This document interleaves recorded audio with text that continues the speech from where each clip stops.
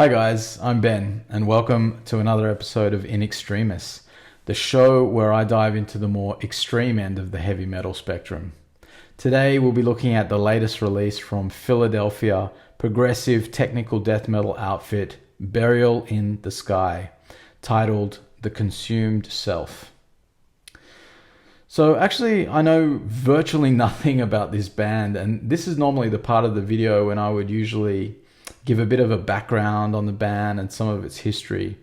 But in this case, the best I can tell you is that the band have been active since 2013, at least according to their Bandcamp page.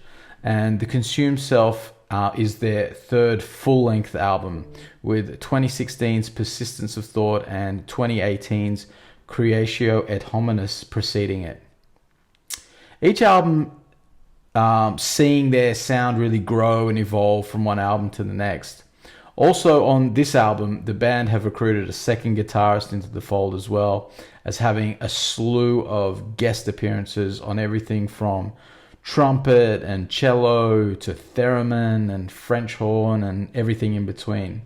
A real cast of characters. Consumed Self, in my opinion, really sees the band make a rather large level up.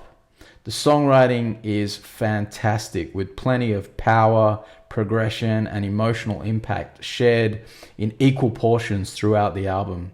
It kicks off with the almost sort of shoegaze-like emotional The Soft Violet Light, which is a beautiful opening track, one that I absolutely love. A great way to start the album.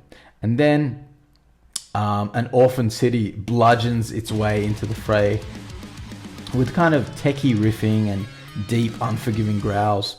And when I say techie, they aren't so fast that you don't get the great feel of the note choices like you do in some tech.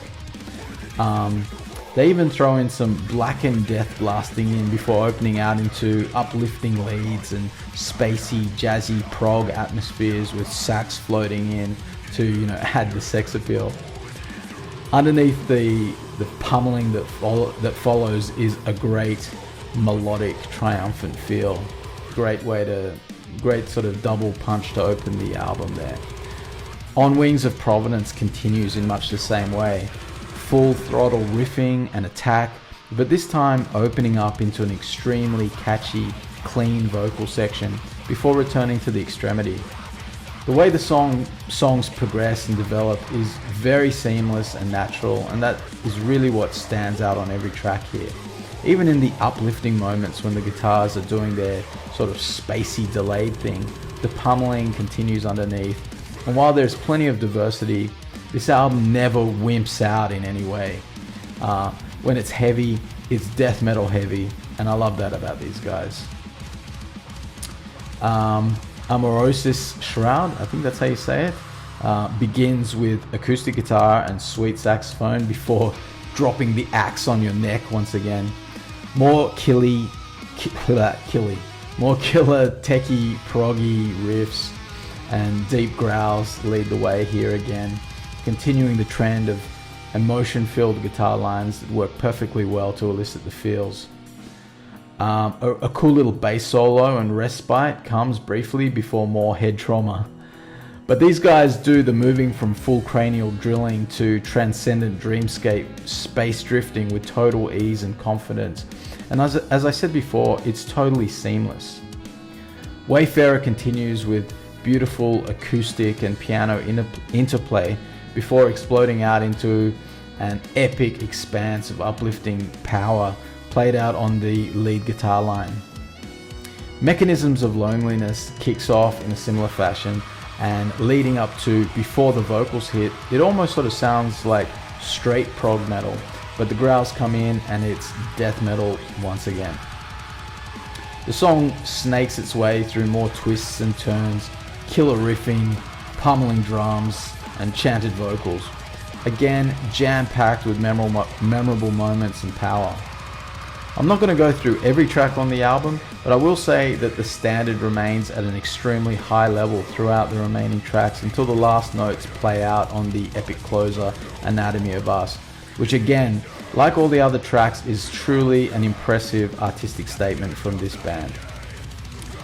I had their previous album, Creatio et Hominis, but it never really hooked me. It was a good album, but it didn't quite get to the level of some of their contemporaries at the top of the genre, at least in my opinion anyway. However, The Consumed Self is a game changer for Burial in the Sky. The album is a true work of art. It's loaded with power, aggression, beauty, and emotion, and they have now really placed themselves in the ranks of that upper echelon as far as I'm concerned. Very impressive stuff. I would highly recommend this to anyone who loves their death metal with progressive tendencies and emotional impact. I really love every song on this album, and the only small fault I could find is that at times the production feels a touch flat and lacking in definition. However, it's not terrible by any means, and for the most part, it doesn't get in the way of my love for this album. So with all that being said, I would happily give this album a solid 9 out of 10. Anyway, guys, that's it for today. Please go check out Burial in the Sky and The Consumed Self. Go buy the album, buy some of the merch, go see them live when they come to your town, and as I always say, support the underground bands. So that's it. If you like the video, please smash the like and subscribe button. I really need some more subs. For more classic hard rock, heavy metal, death metal, and more content to come, stay tuned. Anyway, from me, the Spotlight Kid, thanks for watching, stay metal, and see you next time.